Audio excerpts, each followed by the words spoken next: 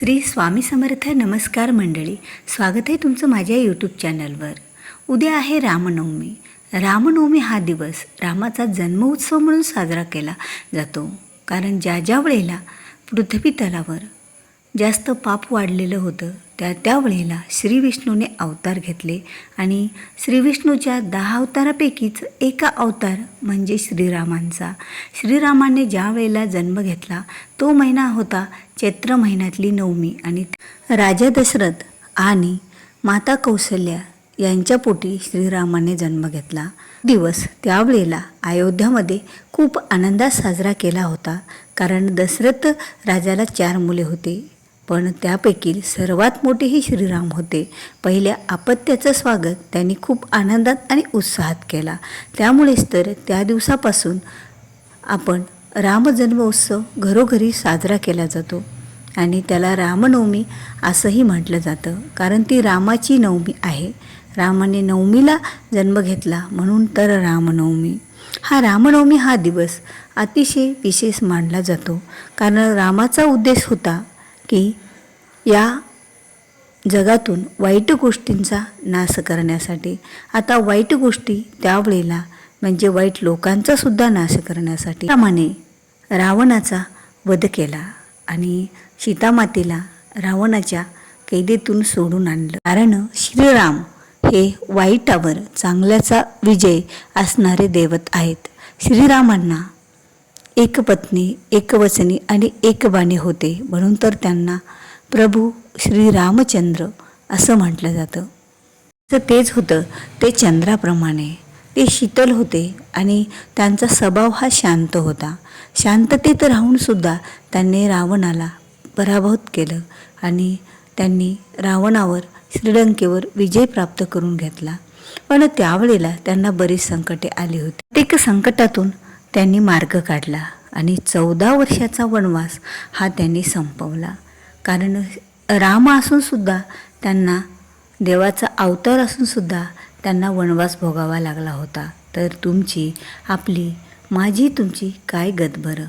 कारण देवांनासुद्धा जिथे वनवास भोगावा लागला पृथ्वी तलावर, तर आपल्यासारख्यांची काय गत. आपल्यालासुद्धा बऱ्याच गोष्टी भोगाव्या लागतात. पण कधीकधी असं असताना जसं देवालासुद्धा शत्रू होते, तसेच आपल्या मानवी जीवनामध्ये आपल्या प्रत्येकालाच आपल्या सभोवताली बरेच असे शत्रू आहेत. कुणाला घरचे शत्रू आहेत, तर कुणाला बाहेरचे शत्रू आहे आणि कुणाला समोरासमोर शत्रू आहेत, तर कुणाला गुप्त शत्रू आहेत. गुप्त शत्रू हे यांच्यापासून संरक्षण होणं तर खरंच खूप महत्त्वाचं. कारण गुप्त शत्रू कधी वार करेल आणि कोण आहे हाही लक्षात येणं तेवढंच महत्त्वाचं असतं. पण बऱ्याच वेळेला आपल्याला गुप्त शत्रू माहीत नसतात.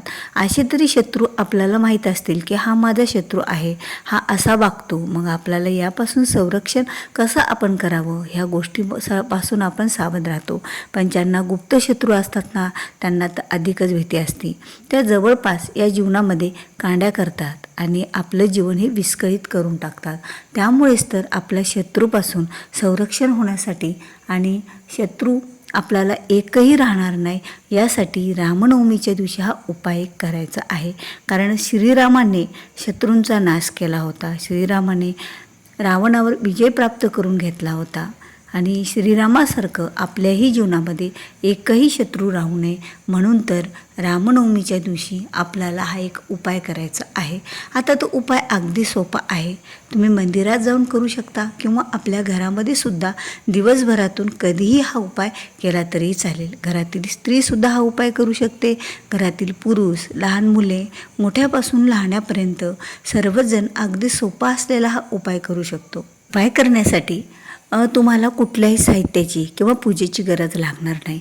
अगदी तुम्ही मंदिरात बसूनसुद्धा उपाय करू शकता. आपल्या घरामध्ये देवघरासमोर एखादं आसन टाकावं, अगरबत्ती लावावी, दिवा प्रज्वलित करावा. कारण कोणताही उपाय करताना आपल्या घरातील वातावरण जर प्रसन्न पवित्र असेल तर तो उपाय याचा फायदा आपल्याला जास्त पटीनं होत असतो. तर रामनवमीच्या दिवशी आता हा उपाय आपल्याला राम जन्म उत्सवाच्या नंतर केला तरीही चालेल किंवा राम जन्मोत्सवच्या 12च्या अगोदर केला तरीही चालेल. पण कसं आहे माहीत आहे का, दुपारी 11:15 वाजेपर्यंत जवळपास अष्टमी आहे. त्यामुळेच तर हा उपाय आपल्याला नवमीच्या दिवशी करायचा असतो. या दिवशी अष्टमी आणि नवमी एकाच वेळेला आलेली आहे, एकाच दिवशी आलेली आहे. मग ज्या वेळेला अष्टमी तिथी संपून नवमी तिथीला सुरू होते, त्या नवमी तिथीवरच आपल्याला हा उपाय करायचा आहे. आता तुम्ही उपाय घरात करत आहात तर आसन टाकून देवाजवळ बसलेला आहात. त्यावेळेला तुम्हाला रामरक्षा स्तोत्र हे 11 वेळा एकाच बैठकीत पठण करायचं आहे.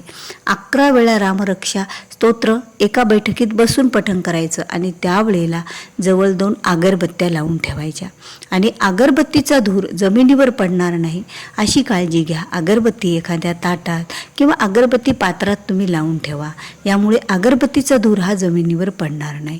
आणि 11 वेळा आपल्याला रामरक्षा स्तोत्र हे वाचन करायचं आहे, श्रवण करायचं आहे. घरामध्ये तुम्ही मोठ्यानं जरी वाचन केलं ना तरीही खूप फायद्याचं राहील. बघा, ज्या वेळेला शत्रू किंवा गुप्तशत्रू हे आपल्यावर काहीतरी वाईट गोष्टी आणणार असतील आणि त्यावेळेला आपल्या घरामध्ये एक निगेटिव्ह ऊर्जा पसरलेली असते, आपल्या अवतीभोवतीसुद्धा बऱ्याच गोष्टी आपल्याला त्याचं संरक्षण कवच मिळत असतं. म्हणजे ज्या वेळेला आपण एका बैठकीत रामरक्षा स्तोत्राचं पठण करा, त्यावेळेला आपल्या सभोवताली एक कवच निर्माण होतं आणि त्या कवचाच्या प्रभावामुळे आपल्या जीवनात एकही शत्रू हा राहत नसतो. रामाच्या कृपा आशीर्वादाने कारण त्या स्तोत्राला रामरक्षा असं नाव दिलेलं आहे. राम हे आपल्याला त्या स्तोत्रापासून आपली रक्षा करणार, आपलं संरक्षण करणार असा याचा अर्थ होतो. म्हणून तर या दिवशी, कारण बघा, एरवी दररोजच्या मानाने रामनवमीच्या दिवशी जो जन्मोत्सव असतो, या दिवशी रामतत्व हे पृथ्वी तलावर जास्त प्रमाणात जागृत असतं. यामुळे आपण केलेली सेवा ही जास्त प्रमाणात फलित होते आणि याचा फायदासुद्धा आपल्याला खूप प्रमाणात होत असतो आणि यामुळे आपल्या जीवनामध्ये एकही शत्रू राहणार नाही. एक तर शत्रूपासून संरक्षण होईल, त्याचबरोबर आरोग्याच्या आपल्या तक्रारीसुद्धा दूर होतील आणि आपलं सर्व गोष्टीपासून सुद्धा रक्षण होईल. आणि रामरक्षा स्तोत्रामध्ये असे एक श्लोक आहेत ना की या एका ओळीच्या श्लोकमध्ये आपल्याला आपल्या बऱ्याच समस्यांचं सुद्धा निवारण होईल. आणि मोठ्याने घरामध्ये वाचल्यामुळे आपल्या घरातील जो काही वास्तुदोष आहे किंवा कधी शत्रूने आपल्या घरावर नजरदोष, नजरबाधा, करणीबाधा केलेली असेल ती सुद्धा निघून जाईल आणि आपल्या सभोवताली सुद्धा एक कवच निर्माण होईल. म्हणून घरातील प्रत्येक व्यक्तीने जरी 11 वेळेस हे रामरक्षा स्तोत्र वाचन केलं तर प्रत्येकाच्या जीवनातील जे काही शत्रू आहेत ते एकही शत्रू त्यांच्या जीवनात राहणार नाहीत आणि प्रगतीची दारे हे निश्चितच मोकळे होतील.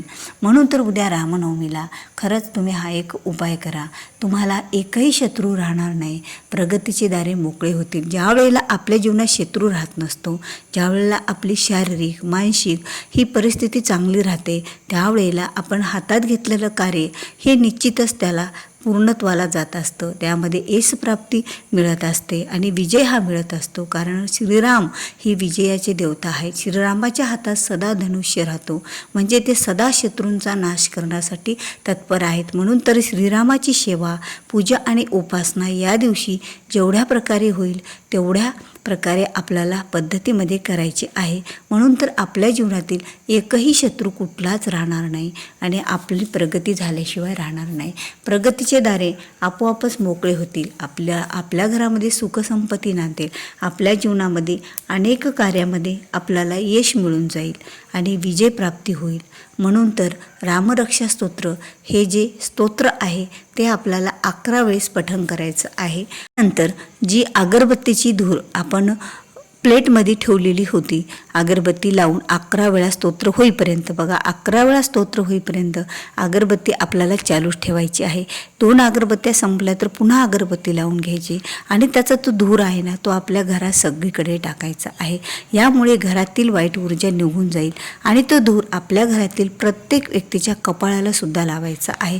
यामुळे आपलं नेहमीच संरक्षण हे होत असतं. कारण ती अगरबत्तीची धूर होती, जी काही रक्षा आहे अगरबत्तीची, यामुळे आपल्या सर्वांचं संरक्षण होईल. आणि थोडी रक्षा आपण आपल्या पिण्याच्या पाण्यात सुद्धा टाकावी आणि ते पाणी सर्वांनी आवर्जून त्या दिवशी पियावं.